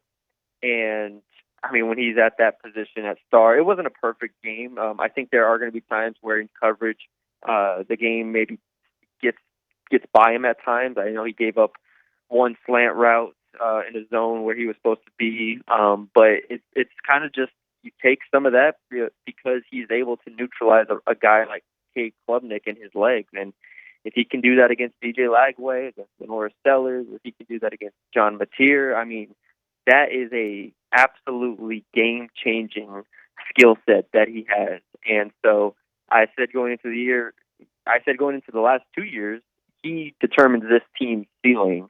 And that's absolutely true, in my opinion, because he can just change the game in so many ways. Over the last 2 openers, Jordan Travis and Miller Moss completed 75% of their throws for over 700 yards.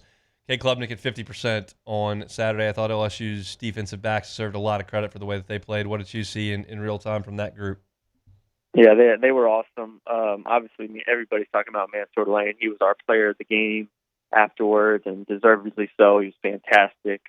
Clemson did lose Antonio Williams after the first drive, which I think is worth noting, but I don't think it would have changed the outcome of the game. They just had no real chance at creating separation when LSU went man. I mean, if LSU can play man-to-man at that level, then they're going to be able to blitz a ton. They're going to be able to have Perkins play as a spy a ton. They're going to be able to play single high stuff. I mean, the whole playbook opens up if you can play man-to-man on the perimeter like they did on Saturday. They're going to play a lot of good receiving cores, a lot of good passing attacks, but that was an encouraging start, and I mean, even surpassed my expectations, which were fairly high for the secondary.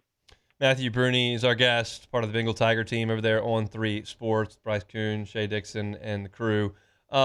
So what did you make of LSU on the offensive line? It was the talking point all August. How'd you think they played?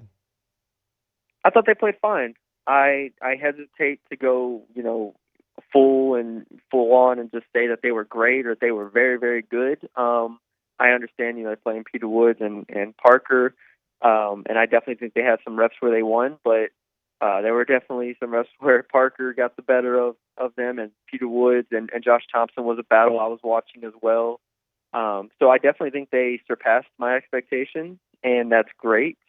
And because of that, it's going to allow them a lot of freedom in the future. I will say in the first quarter, in the first half, really, I thought Joe Sloan and the offensive staff did a really good job of protecting them, obviously coming out running the ball a ton to kind of set the tone there and, try to match their physicality. And then they obviously threw a bunch of screen passes and short stuff to try to loosen them up and not get Garrett under pressure as much. So Braylon Moore is a huge difference in terms of just not having busts and being solid in the middle, and then everybody else did their job for the most part. You mentioned short passes. One of them went for a touchdown to Trey Green, where they just lined 4 guys on one side, him on the other, and threw a jump ball against Clemson's best corner. If I asked you to be a defensive coordinator and figure out how you're supposed to defend that, what are you going to do? I do what they did to Megatron. I line up 2 guys right on him, just right there. Be like, nope, you're doing something else here. either that or go get our tallest receiver and go just let them go jump ball it out. Something. But yeah, it's unstoppable. And we saw it in fall camp. They did it basically every day. Anytime they went to red zone, it was just throw it up to Trey-Dez. And honestly, one of my concerns for the game was the red zone offense because, it still was a work in progress at times. Well, the 2 touchdowns they had, one of them, Trey-Dez Green pass interference gets them down to the 2, and the other one's a Trey-Dez touchdown. I mean, it's a complete game changer when you have that player on the perimeter. No doubt. So now that you've seen this team against what we believe to be a good Clemson team, do you feel any differently than you did a week ago? Oh, much differently, because I think a lot of what I was and what everybody was kind of buying into this year was a hope that all of these 18 transfers work out, and it doesn't usually happen that way, right? We've seen a lot of teams in the transfer portal era take 20 transfers and like 3 of them are good, and a lot of them, or there's, just no communication or there's no leadership or something like that. And I'm not saying they can't have problems moving forward, but I mean, for them to be playing at that level off the bat on the road against a team that returns 80% of its production, I mean, I think it speaks to just the overall talent level that they're able to overcome things. They're able to make up for mistakes. And then, I mean, like I said, you have Garrett Nussmeier at quarterback, and it just he's able to kind of not win games on his own, but he's able to go for stretches where he puts the team on his back. So we hope the defense was good. It is very good. We hope the offensive line could maybe surprise us, and I think they did their job, and everybody else has, looked the part so far. He's Matthew Brunie with the Bengal Tiger, part of the On3 Network. Good enough to give us a little bit of time here on this Labor Day. We appreciate it. We'll talk soon. Yeah, thanks for having me, Hunt. He was there in Clemson, South Carolina. Watched LSU get that win. I think there's something to what he said there at the front, and it's more of a benefit to the listener, I think. We kind of told you what we saw at practices, and then it really did just kind of happen right there in front of you in the game. I feel like most of the stuff that we said in practice transpired. We talked about LSU's defensive front, causing some havoc. We talked about Trey-Dez Green being unguardable. We talked about some wrinkles in the run game with Xavier Thomas, and we talked about LSU's ability to cover far better in this fall camp than they had in the previous 2 fall camps. All of those things came to fruition on the field. I think it's a credit to Brian Kelly to allowing us the access that he did and allowing us to go in there and watch and to bring that content to y'all, whether it's via podcast, whether it's via the radio show, whether it's via local TV, or whether it's via writing. We were able to bring that to y'all, and it just kind of felt like everything that we saw all of August was validated on the field on the biggest stage in the sport this weekend. So very cool stuff, and it almost made us sound a little bit smart at times. I don't know if that's the case or not, but it felt like it almost did. We come back, we'll chat with Denton Day, Sirius XM's College Football Overtime. We'll talk about what went on nationally in the college football world in week number 1. Don't go anywhere. It's the Hunt Palmer Show. The Hunt Palmer Show. Swing Easy Golf Club here in Baton Rouge. Brand new concept. Awesome for the golfer. We got weather issues down here in South Louisiana. In the summer, it's really, really hot and it rains a lot. In the winter, it gets dark. Maybe it's cold. If you want to work on your golf game without having to deal with the elements, you can do it at Swing Easy Golf Club. You can go in one of their 3 bays, reserve it, spend an hour there, spend 90 minutes there, put on the driving range setting, and work on your game.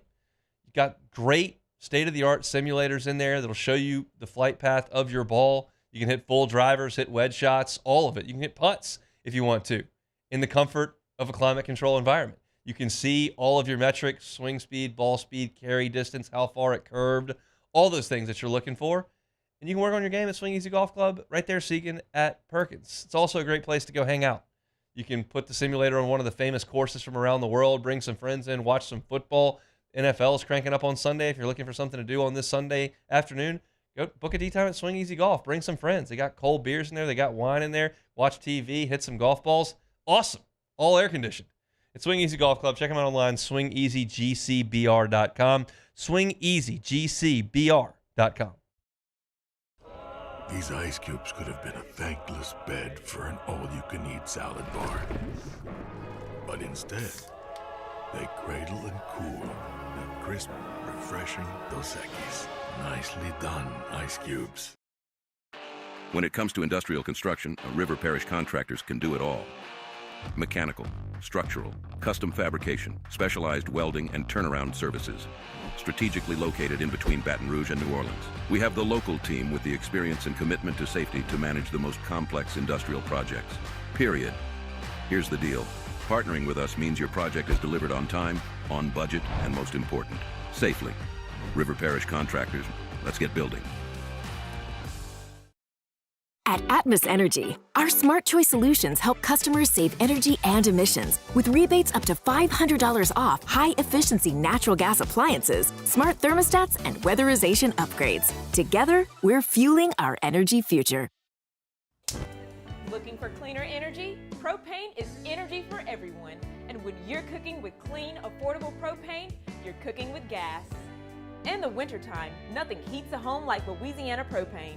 And when you need hot water, propane's got you covered. Oh, and you won't regret that propane generator when the power goes out. I'm Miss Louisiana, Gabrielle McLeod, and to find more information and to find a propane dealer near you, visit louisianapropane.com. Men, age is just a number. Don't let it dictate how you feel. Goodwood Men's Sexual Wellness has anti-aging services that can help you look and feel your best. Visit yourgoodwood.com and discover a renewed sense of vitality. BRAC teamed up to reimagine your parks, and you imagined big. With your help, we went to work, creating 12 beautiful community parks across the parish. A family-sized water park, miles and miles of trails, and parks just for your dogs. There are more places to splash, to explore, to run wild, and even soar. You imagined, we delivered. Gold. BRAC, your #1 park system in the nation. Today, we are shaping tomorrow. We are researching how extreme stress impacts the immune system, from trauma victims to athletes and even astronauts. Our work is leading the way in sepsis treatment, saving countless lives. We're unlocking the mind with music in exciting new ways. Our Lady of the Lake Health and LSU are improving the health of our state. That's the impact of champions. Imagine the impact we'll have on the future. Together, we roar. Hi, this is Beth Serena. Welcome to my pool.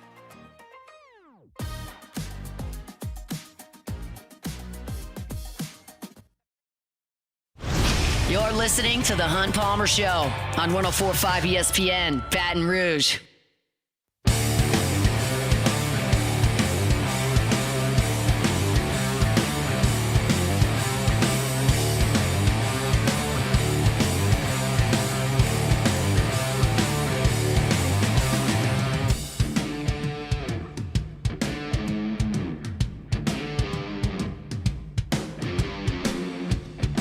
Every Saturday evening, or Friday evening as well, you can hear our guy Denton Day, Sirius XM, from 11 to 1 a.m. our time? No. Is that right? I know you can find him here every Monday at 2:30, but he's going to have to tell me when you can find him on Friday and Saturdays. He joins us now on the Jim's Firearms Hotline. Denton, how we doing? When can they hear you on Saturdays? 11 to 1. You had it right. Trust your instinct. You got it right. Trust the gut. Yeah, well, it was a wild weekend. In week number 1 in college football. Let's start with the home team. LSU goes to Clemson and gets done with the defense. What kind of statement did that make for the Tigers? A huge one, because now they have a really, really good defense. Offensively, you would have liked to see a little bit more, I'm sure. Obviously, the more points, the merrier, but taking on a really good Clemson defense that I think by the end of the year is going to look even better. I think you've got to be really happy with the way that defense showed out, took down an offense that was supposed to be pretty good and held them to just about nothing. So it's the first time I think in Brian Kelly's tenure that they've had a legitimate defense. So I was really stunned by that. What does it mean for Clemson? Not much, honestly. They play in a little bit of a weaker conference. I mean, Florida State obviously looks really good this weekend, so maybe they have to worry about them a little bit more. Miami looked good, so maybe you worry about them a little bit more. But I don't think it really means a whole lot for Clemson. They showed last year they got walloped by Georgia and still made it into the college football playoffs, so all the same for them. Let's talk about Florida State, a team you just mentioned. I'd really rather hear about the other team that was on the field with Florida State, but we'll start with Mike Norvell's Seminoles. It's year to year with the transfer portal. You never know what kind of team anybody's going to put together. But what did that mean for that program with Gus Malzahn calling the plays? That was massive. One, because Gus Malzahn is the truth when it comes to calling plays, and he has a special place in his heart where he hates Alabama just a little bit extra, and I think that did fuel kind of what happened this weekend. I can't blame him, right? But they have an identity now, whereas last year they really didn't. You know, the year before when Jordan Travis, before he got injured, they had a nice identity. They had a really good quarterback, some good guys on the outside. Now they have an identity again. They move fast on defense. They got a quarterback that's a little bit of a chirper. This looks much more like that 2023 team than it does 2024. What did Bama look like? Trash. I mean, look, man, Ty Simpson, I gave Kalen DeBoer the benefit of the doubt this offseason. I had high expectations for Alabama, and I'm not totally jumping off the train yet just because of what happened in one game, but it didn't look like the quarterback was seeing it, and I was expecting him to be a lot better than he was. You know, some stuff in garbage time, but it really felt like that Alabama offense never had a chance after that first series. It was a tough wash for them. Do you want to overreact to this whole thing? I mean, what do we feel about the State of the Union in Tuscaloosa right now?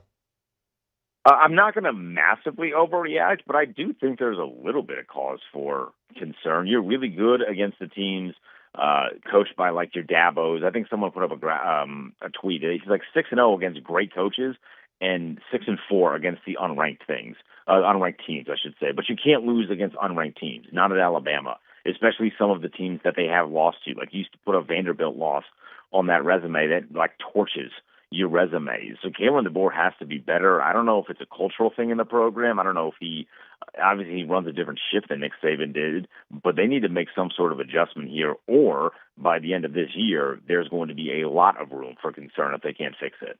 What do you think their record's going to be? Without the schedule in front of me, probably 3-loss team. You know, if you got one in the books already, I got to imagine you lose at least 2 more the rest of the way, unless you all of a sudden become giants, which I can't imagine is going to happen. So I'd say at least a 3-loss team. Maybe if they're a 4-loss team again, he's in trouble. You can't do 4 losses back to back at Alabama, especially when you're getting money. Yeah, I mean, look, they've got to go to Athens in a few weeks. They've got to play LSU in Tuscaloosa. They've got to play Tennessee. You know, I mean, I don't think they're going to lose to Vanderbilt, but there are still a lot of losable games, and I think that most considered them going to Tallahassee as a win, and that's already gone. So they've got to go 10-1 the rest of the way to make the playoffs, and I just don't feel like that's a likely scenario to me. No, it feels going 10-1 feels unlikely. Something would have to drastically change, and I don't know that they have a quarterback on their roster that is going to be able to step in and immediately be significantly better. Because if they did have a quarterback that would immediately be significantly better than Ty Simpson, why wasn't he playing this weekend? So if they need to be a 2-loss team to get in, they're in trouble. I have been of the belief this whole off-season hunt that we do get a 3-loss team in the college football playoffs, so maybe it's them, but they're going to have to win some of those. You just listed out a number of tough games. They're going to have to win at least 1 or 2 of those to get in there. Oklahoma, another team that's on their schedule as well in Tuscaloosa. So let's talk about what we saw in the Horseshoe, Texas and Ohio State. Just kind of a defensive, grinded-out game that Ohio State was better on defense and certainly was better at quarterback, I think, as well. What did you make of that game? So a lot of it is going to be made about Arch Manning, and I get that because a lot of it going into the game was about Arch Manning, and he certainly didn't play well. I was stunned how good Ohio State's defense still was. And maybe this is more my shortcoming because I like to make jokes, and I think Matt Patricia in the NFL kind of sucked. But he goes to college football where the quarterbacks are, from a brain perspective, way less developed. I mean, if you spent your whole career trying to make Aaron Rodgers confused, I think you'll be able to make Arch Manning confused. So I do think Ohio State's going to be in a really good spot moving forward. You lose Jim Knowles, and that certainly sucks, but I think Patricia's going to have this defense. They're going to be a defensive first team again, because I kind of were last year too. I was really, really impressed by the way that they were able to handle that Texas offense and really the way they were able to tackle. I mean, how often in week 1 are we praising teams' ability to tackle because it feels like guys don't hit anymore, so a lot of broken tackles in the first 3 weeks of the season. But I thought Ohio State did a really, really good job tackling guys in space for Texas. We've hit a lot of the high marks here. What else interested you over the course of the last 3 days? Was it Auburn? Was it Miami, Notre Dame? What was interesting to you? So Miami, Notre Dame made me money. Okay. So that was interesting. I like that. I was on Miami in that one. Really, this is not the answer that you were looking for. I'm positive, but I've been really impressed with Kansas quarterback Jalen Daniels. Now, they haven't played anybody, so, like, who really cares?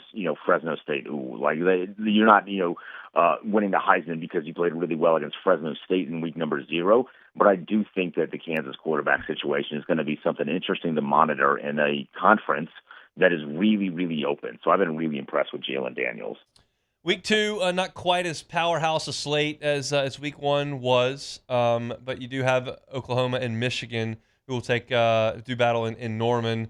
A lot of interest here with Bryce Underwood and the way that whole thing went down, and LSU will play Oklahoma and Norman at the end of the season. How do you kind of look at that one 5 days out? And so I feel really good about Oklahoma. I'm cautiously optimistic about a freshman quarterback. I think most people should be cautiously optimistic about a freshman quarterback. My guess is that Brent Venables is going to dial some things up that's really going to confuse the young guy. And if Mateer starts putting together, what he did this weekend was really impressive, but again, you're not playing anybody of real importance. If he has a kind of performance that he did this weekend against Michigan, I do think that puts him into a completely different perspective nationwide. I mean, his Heisman odds cut in half this weekend, and he didn't play anybody. So imagine what happens if he does something like that to Michigan. I think Oklahoma wins that game, but I do think it'll be a little bit closer. I don't think Oklahoma is going to go in there and just trounce the Wolverines. Do you think Oklahoma is a true playoff threat? Ask me that again next week. If the quarterback situation, because Jackson Arnold last year was tough. Right. He was a tough watch. If the quarterback situation is noticeably better, and if what Mateer is doing is legitimate against good teams too, I do think there's a case for them to be a playoff team. But I got to see it. Who was it? Illinois State or whoever it was this weekend. You're not moving the needle because he threw for 400 yards against a team that's not very good. Friday night, Saturday night, Sirius XM, 11 to 1. You can catch him on College Football Overtime. He's with us every single Monday at the bottom of hour number 2. He is Denton Day. We appreciate some time, man. Hunt, I appreciate it as always, my friend. Always good to catch up with Denton on Hotline. He'll have Commanders to watch this weekend as well. Our guy Jaden Daniels taking the snaps, and Terry McLaurin's happy. He's been paid, so he should be out there making some plays for Washington as well. We'll see if they can back up that trip to the NFC Championship game with more really good play. I know Denton will be locked into that over the weekend, and we'll probably talk about it next week at this time. All right, we got one segment left to go here on this Labor Day. It's the Hunt Palmer Show. The Hunt Palmer Show. Genesis of Baton Rouge. GenesisofBatonRouge.com is the website. Every car that's on the lot is online at GenesisofBatonRouge.com. America's best warranty. They love telling you about it because it's awesome, and you should know about it, and you should want to get involved with it. Talking about a powertrain warranty, 10-year, 100,000 miles. Talking about their bumper-to-bumper new vehicle warranty, 5 years, 60,000 miles. That's industry leading. Got their enhanced roadside assistance, 24/7 for 5 years, no matter how many miles are on that car. That's always a really reassuring thing to have that roadside assistance. All new Genesis purchases come with it for 5 years. Got your complimentary scheduled maintenance. That's also valet. You like that for 3 years, 36,000 miles. They come to you.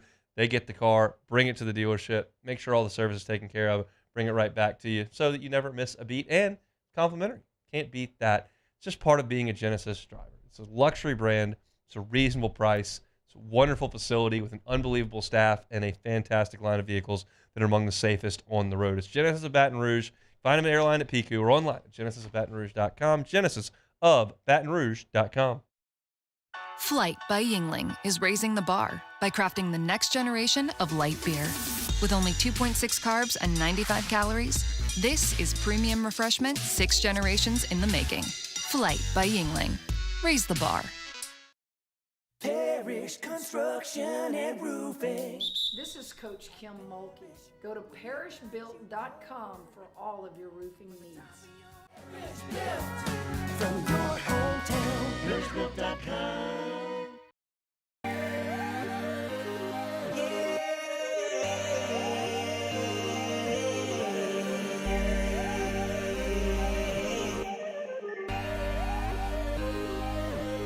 You gotta believe in a dream. Believe. You gotta believe in a dream.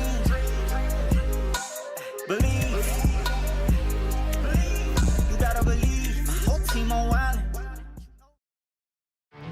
There it is, the extra mile, on the border of expected and extraordinary for those willing to go further, like vans customized for work or play, with safety and tech to keep you connected, supported by a 5-star sales, service, and finance team, and backed by the 1-star you know. So go the extra mile. It's never crowded, because so few have what it takes to go there. Mercedes-Benz Vans. These are the luckiest ice cubes in the world. They could have been a thankless bed for an all-you-can-eat salad bar. But instead, they've been called upon to cradle and cool a crisp, refreshing Dos Equis. Huh.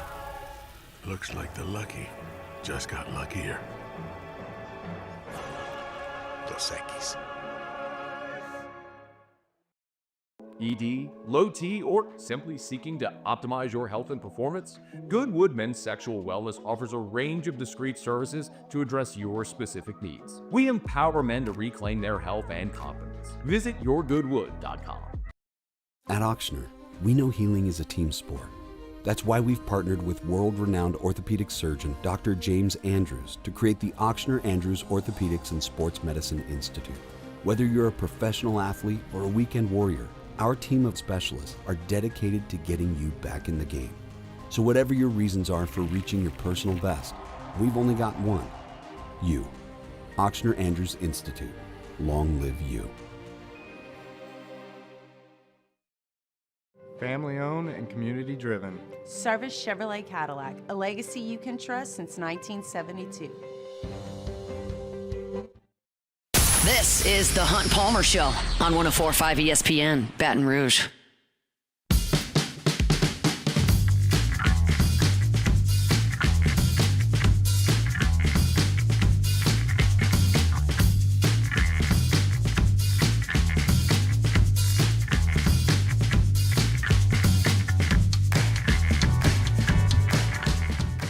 You know, the last few years, this has not been the most fun show to do on Labor Day. LSU's played on Sunday night. LSU has lost on Sunday night, doing post-game till the wee hours, writing a column last year, and then rolling in here and doing another depressing show about the 4th, 5th straight opening loss for the Tigers. How do you respond to that? And then you've got a week that comes up where you're not super jazzed about the opponent, and it's going to be a boring game. And just been a tough show to do on Labor Day. Not today. Today's been great. 1, got to get some sleep on Sunday because they played on Saturday. 2, you come in and talk about a win. It's been fun. So I realize that a lot of folks have had a day off today, which is great. If that's the case for you, appreciate you hanging out with us. If you've been working like us, we're going to get you to the finish line here. But vibes have been very, very good today because LSU got things done, and Saints on the field on Sunday. We talked about that with Ross Jackson in hour number 1. So tomorrow we will shift things toward Louisiana Tech. We'll talk to Glenn West about things. Brian Kelly meets with the media for his general Monday press conference, but it's on Tuesday because of the holiday this week. So you'll have that scheduling here. We'll have Live at Lunch a little bit early tomorrow, and then you'll hear Brian Kelly on these airwaves. Then Live at Lunch will come back, and they'll toss to me at 1 o'clock. So we'll start to turn the page towards LSU's home opener, which should come with the same good vibes we have today. Should be on campus on Saturday. You know, the wind kind of comes out of the sails a little bit when you lose that first one and you realize that you're coming back. In the past few years, it's been playing an FCS team. It's not an FCS team this time around, but it's just not a lot of juice after you lose that opener. There should be a ton of juice on campus on Saturday. Very, very much looking forward to that, and we'll shift the conversation that direction coming up on tomorrow's show. We got one more thing to do for this Labor Day edition of Hunt Palmer Show, and that, of course, is Take It or Leave It. Take it or leave it. Take it or leave it. Presented to you by Flight by Yingling, the next generation of light beer, crafted by America's oldest brewery. Today's hottest stories in sports, news, and sometimes even Hunt's life. The question is, will he take them or leave them? Got out on the water yesterday afternoon. Went out to the aunt and uncle's house on the lake and got out on the boat. Had some Flight by Yingling on the boat. Was delicious. Was light, refreshing. Got all the flavor you're looking for. If you looking for some cold drinks, you're getting your tailgate ready for the weekend, Flight by Yingling needs to be what you pick up. Just 95 calories, 2.6 carbs. Not a lot. It's the next generation of light beer, Flight by Yingling. All righty, first one here. The Shark Dogs got a big win, Hunt, on Saturday. They were +5. Got the win anyway. Myers-Palmer, scorer of multiple goals, at least 5, I think is what you said. You're ready to be a soccer dad. Take it or leave it. I'm already a soccer dad. Got the Shark Dogs out there every Saturday. Okay, but I'm talking about for the next 20 years. I don't think so. No? It seems unlikely. Okay. It's actually likely in my opinion. I enjoyed the fact that he got a couple handballs. He picked it up. This is America. We use our hands in sports. Of course. So we wanted, and he came off the pitch and was like, he said, Myers, you can't use your hands. He goes, but they were trying to get it. Like, understandable. Yeah, so he didn't like that. We got to work on one of the things that we really got to put some work in this week. We got to tolerate substitutions a little bit better. When he comes off, he's not excited about that at all. Hey, you know what? He asked me 50 times in a row when he can go back in the game. So we gotta handle that a little bit. The guy just has he's a love and passion for the game, Hunt. He's 3 years old and he's a natural. The beautiful game. The beautiful game. It is incredible to see little Myers running around scoring goals. Wow, the Shark Dogs. Yes. 1-1. What a win for the team, man. Amazing What a win. stuff. All right. Capri Suns after the game. Yeah, Big really, hit. really good. Of course, absolutely. All right, next one here. Bill Belichick getting his debut game as head coach for the North Carolina time against TCU. Take the Horned Frogs. Take it or leave it. Leave it. Okay. I don't know anything about either team. Not a thing at all. TCU does not have Jack Besh anymore. TCU are 3.5-point favorites. 3.5 on the road. Okay, on the road. Wow. I don't know a thing about TCU. Yeah, I don't really know much either. About North Carolina either. They don't have Drake May. No, they don't. No Mac Brown. Nope. No Julius Peppers. Nope.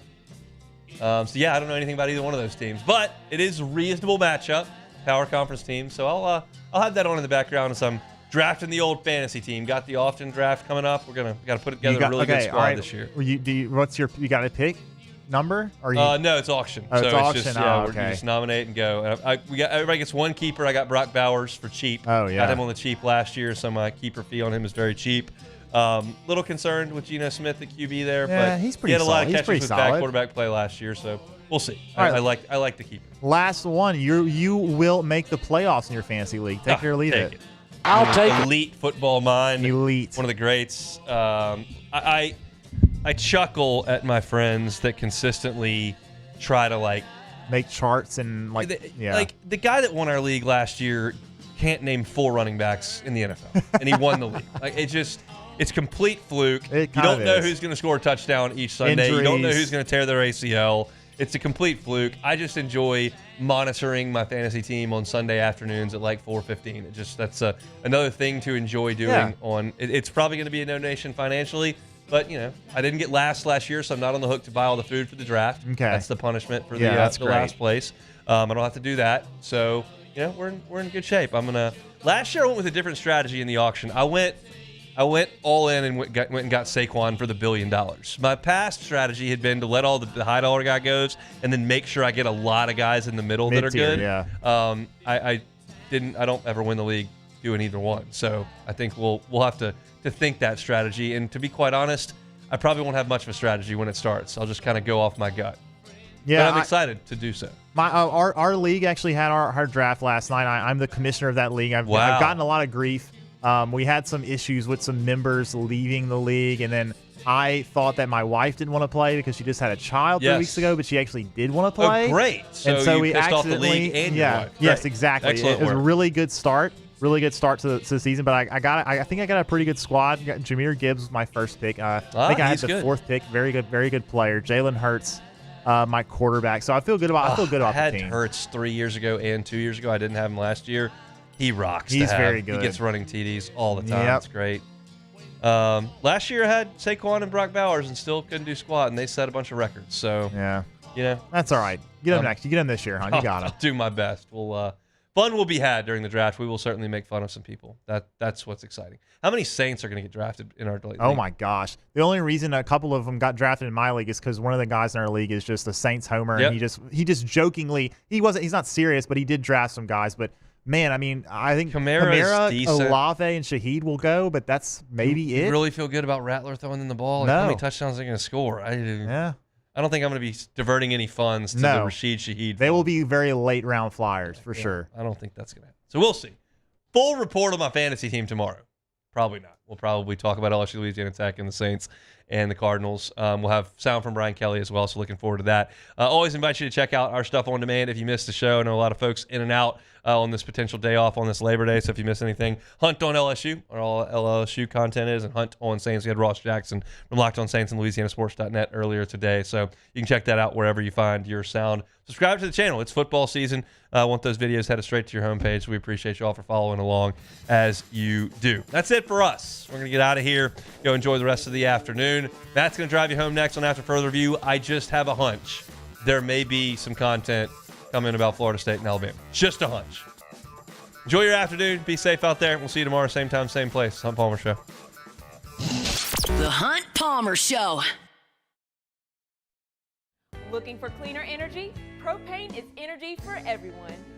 Propane water heaters are very cost efficient, and the savings are even greater with a tankless propane water heater. We all know that Louisiana propane is a safe and environmentally friendly fuel. So why not go green while you save some green? I'm Miss Louisiana, Gabrielle McLeod, and for more information, visit louisianapropane.com.